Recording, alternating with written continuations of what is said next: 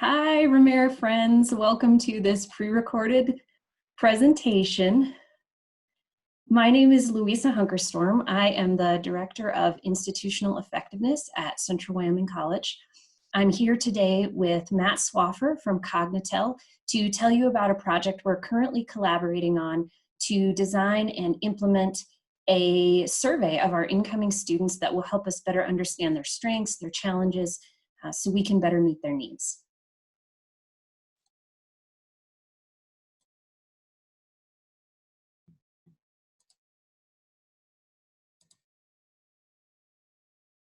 So I oversee all of our IR work here at CWC, including using data for research, and I'm also responsible for a lot of institutional continuous quality improvement efforts.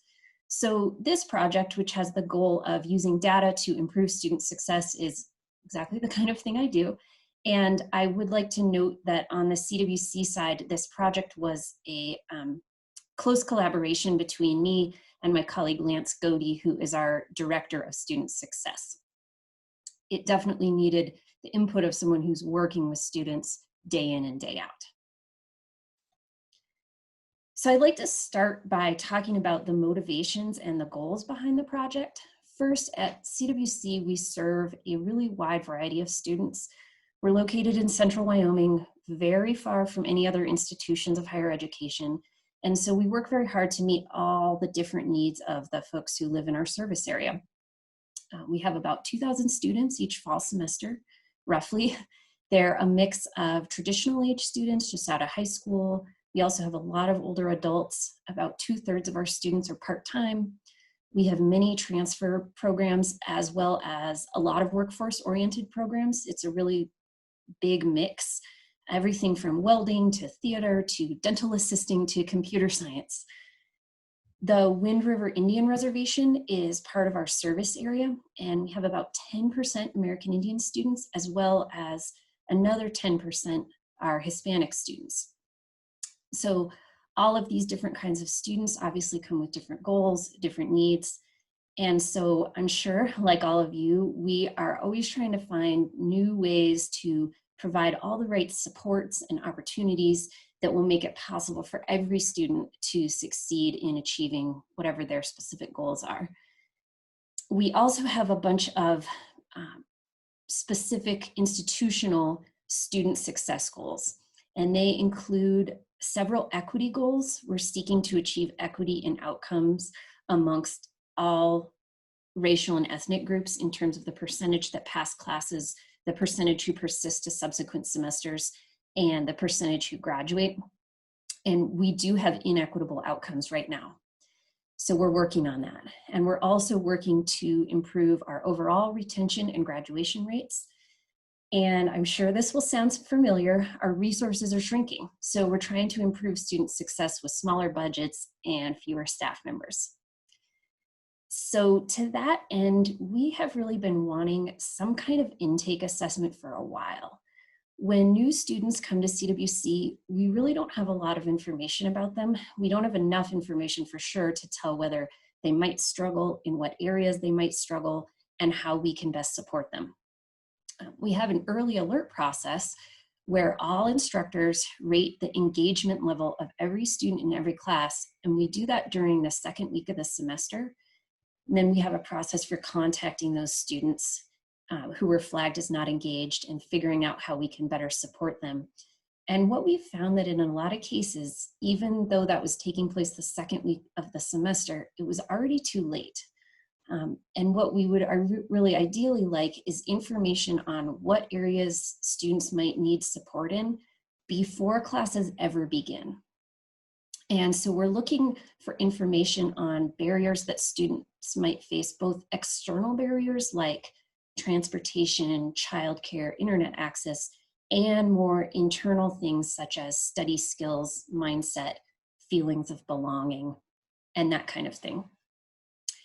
Some of these types of things we already do discuss with students in their one-on-one advising appointments when they register for classes, but we haven't had a good way to track trends. So we aren't really able to answer whether there are certain challenges that many students are facing that should inspire us to make larger institutional changes.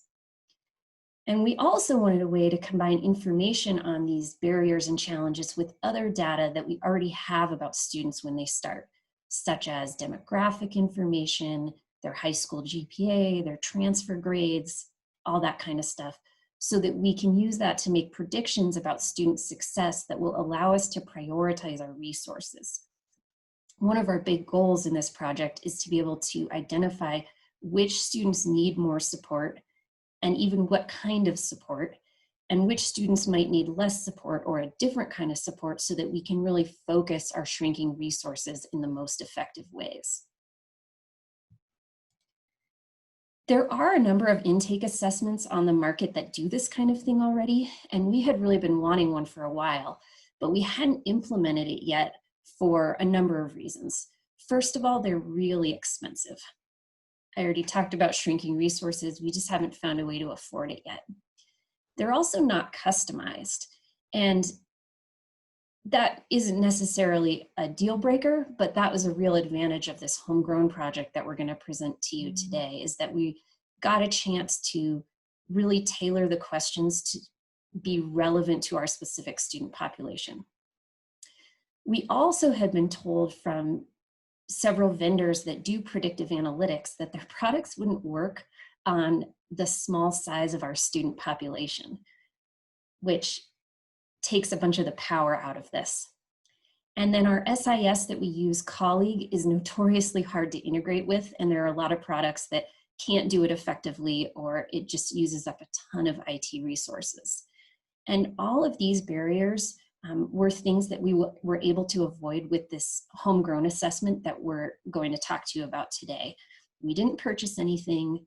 Like I said, we were able to customize the questions, and we haven't done the predictive analytics yet. This project is live right now, but the data scientists that we're working with at the Wyoming Community College Commission assures me that our population size shouldn't be a problem. And we aren't actually even attempting to integrate anything with our SIS. We're combining all the data in a separate database behind the scenes to just completely avoid that problem. And now I'll turn it over to Matt to tell you more about the details of the assessment. Thank you, Louisa. I really appreciate you taking time out to help us present the collaborative project we're working on. So my name is Matt Swaffer. I am a software architect. I work with Cognitel. And in addition to a software engineering background, my PhD is in educational psychology. So I have a strong interest in bringing technical solutions to the educational space. So at Cognitel, we try to come alongside of organizations and help them pull intelligence out of their data. And there's a lot of different steps along that process, and we try to come alongside and help in any way that we can. This project is a great example. I'm working on the measurement component, the very beginning, the collecting the data part of it. And then my colleague, Mike Barber, as Louisa mentioned, he's working with the Central Wyoming, or the Wyoming Community College Commission. As part of that, working with Central Wyoming College, and he's building predictive analytics models using machine learning, and that's kind of at the other end of the pipeline of all this data collection. And so we try to help out wherever we can.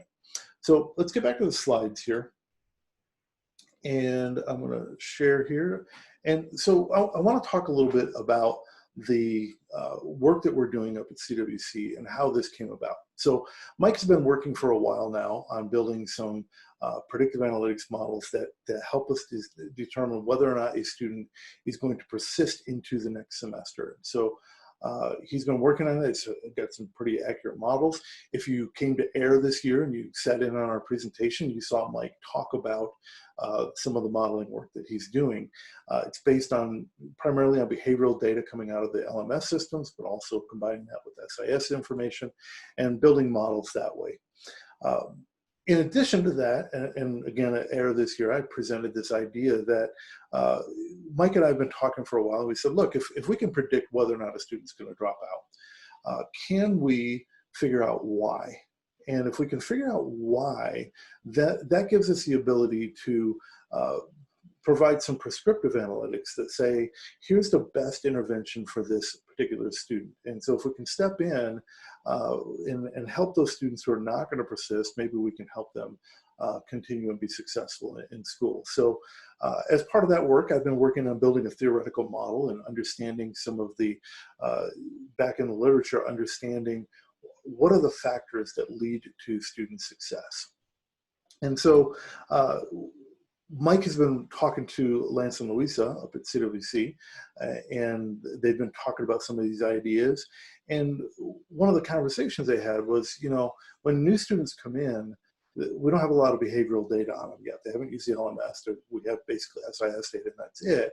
Wouldn't it be great if before that student even showed up, if we could get some data and start building a model?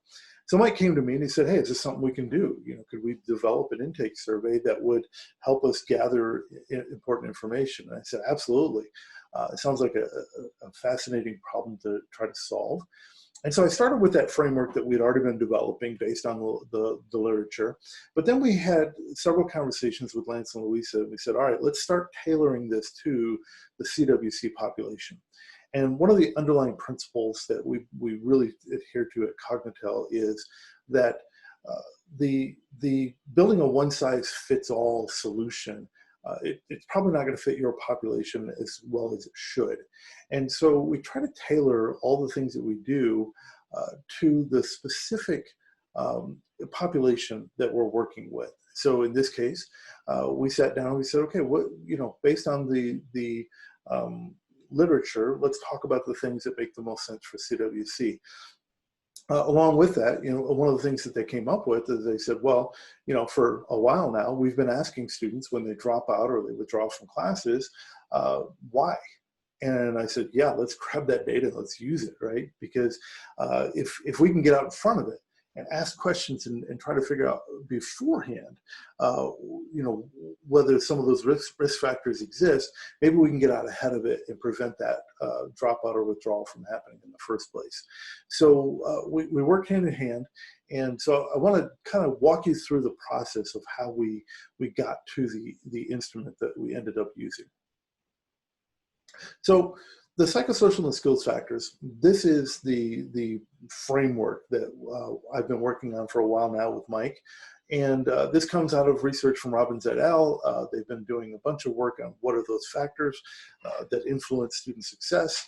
And it's predicated on some prior research. And so these are psychosocial traits and skill factors of individual learners that come into an institution, and these turn out to be fairly predictive of whether or not they're going to be successful. So we have this bucket of motivation and skills things. And so that's things like when we talk about academic motivation or achievement motivation, it's, you know, do I want to master this stuff or do I just want to get a good grade, right? Academic goals is, do I have a set of really clear goals that I'm shooting for, or am I just like, yeah, I'm in school because I'm in school, right? Academic skills, that's kind of self-explanatory. Do you know how to study? Do you know how to take notes? Do you know how to plan and, you know, do time management kind of stuff? So that motivation and skills bucket is pretty important. Self-regulation is important when we think about, you know, my background in ed psych. We think about self-regulated learning all the time. And some of the factors here that are important are like academic self-efficacy. Do I believe in my ability to achieve in an academic environment? General self-concept comes into this as well. Like how do I view myself as a person? And those are useful constructs in that space. Social engagement is an important category. Again, and it's like we think of education as a social endeavor, right? So learning takes place in a social context. And so this idea of perceived social support, do I believe that my parents and my friends and family are supporting me being in school, or, you know, are they ambivalent? Social involvement, how involved am I in things outside of the classroom with my institution? And then of course, institutional commitment, I believe this is the right institution for me, right? If you're questioning that, you're a lot more likely to drop out. So this is the framework we started with. And so this all comes out of the literature, and we've already been going through it. But then we said, all right, let's pull out the pieces that we think are the most relevant for this institution, for CWC. So we based on, you know, the things that were highly predictive in the literature and what really works well for the CWC population. This is the list we came up with. So we narrowed it down a little bit, not a whole lot, but we narrowed it down a little bit so that we could focus on these particular areas that we believe are important for this population. So the next step then was to start saying, all right, what are some other things we want to add in here?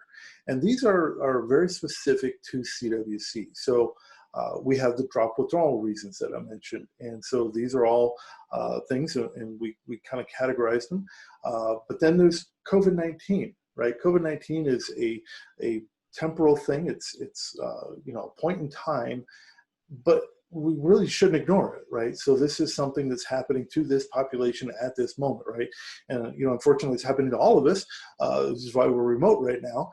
But for this population at this time, this is important. And so we came up with a number of questions specific to COVID, but also specific to this population. And we said, these are things that we think might have an impact on the students at CWC. So we came up with some scales around that.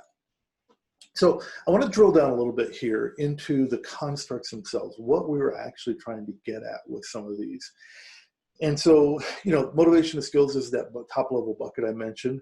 And we said out of here, right, we have these different categories, but the specific constructs, what are we going to look at here? So academic goals, I mentioned, do I have a set of goals for myself for college? Mastery goal orientation, I alluded to that, this idea that I want to master the content, not just get a good grade. That's a mastery goal orientation. Academic skills, as I mentioned, is kind of self-explanatory. But then we thought, you know, grit is an important construct, particularly for this population. And so, of course, this is Angela Duckworth's work, this idea of grit, the ability to tenaciously work your way through obstacles and you know, get the task done. So we put grit in there. Growth mindset is another one that we thought was important for our population here. Of course, this is Carol Dweck's work around fixed mindset versus growth mindset. And the idea that, you know, is it even possible for me to learn this stuff, or am I just stuck with whatever set of knowledge I already have? So we felt like these were the important constructs for us to really pull out. Under self-regulation, we wanted to focus in on this idea of academic self-efficacy. And within that, we said, let's look at specifically my belief in my intellectual ability, as well as my belief in my scholastic competence. And again, those are kind of slightly separate constructs, but we felt like those were both important, particularly for this population. All right, social engagement. And this one, we felt like there were some things that we dropped out. I meant, you know, earlier I showed the slide. We dropped out institutional commitment because we feel like, as Luisa mentioned, this institution is a long ways from any other institution.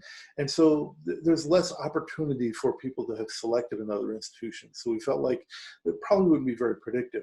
But perceived social support, right, and family support are two constructs that we felt would be very important for this population. So perceived social support, do my friends, do the people in my social circle, do they all support me being in school, or are they constantly asking me, hey, can you go out this weekend, right?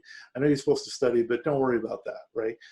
What's your perceived social support, as well as your family support, right? I have family that can help me get through this. Do they believe in what I'm doing or not, right? And so those constructs were very important, we believe, for this particular population. So now we're down to the population-specific ones. And so here, again, these drop withdrawal reasons are, we felt were critical. So we kind of divided them up into areas. So we had like a whole laundry list of them. And we said, let's collapse them down into categories. So there are things that are related to health that might get in the way of a student. Maybe it's family issues. I need to have childcare for my kids or something like that. Finances. Do I already have my financial aid squared away, or am I still working on it, right? Logistics. Do I have a computer that I can do a class from home on?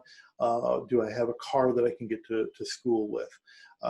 So those are some of the drop withdrawal reasons that we said, let's talk about these and see if we can pull information out. Then, of course, there's the COVID-19 questions. And these, all the rest of them we kind of treated as constructs, right? Hopefully we can get at a particular construct. With the COVID-19 questions, we kind of asked a number of questions that were very specific. I think we could look at COVID-19 as a construct in and of itself, but I think there's enough nuance in how it interacts with the students to where looking at individual items in that case is probably going to be more beneficial than looking at it as a single construct. So this is how we got to the instrument that we ended up sending out. And I'm going to have Louisa come back here and talk about kind of the logistics of that, what she's going to do with the data, how ways of using the data beyond just building the predictive model, those kinds of things. But the next step in the instrument itself is to validate it. We've collected a bunch of data now, and so we want to look at it. We want to do some item analysis, do some IRT work to understand, did these items work well? Are they reliable? And so anytime you do a measurement exercise like this, it's not enough to just say, well, this construct, this scale worked in some other population. Once you use it in your population, you need to look at it and say, did it work for my population? And so that's the next step. So it's an ongoing process we're working through right now, but trying to figure out, did this work well for this population? And if not, are there ways we can modify it? Because we want to continue to use this instrument from semester to semester. And so we'll work on a continuous improvement process here. And part of that is just doing this item analysis work. So I'm going to have Louisa come back now, and I'm going to have her talk for a little bit and close out our session. Hi, it's me, Louisa, again. We wanted to explain the distribution logistics of this a little bit. Our goal with this project is to have students complete the survey when they apply to CWC so that we get this information well before classes start.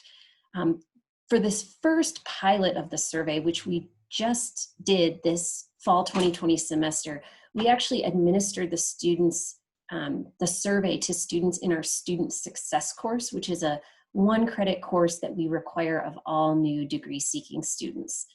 We did this during the second week of class, so we aren't yet meeting our goal of getting information earlier, but it will be an iterative process. The instructors in that course offered extra credit to students who completed the assessment. And so for something that was optional, we did get pretty good participation. Around 50% of the students completed the survey.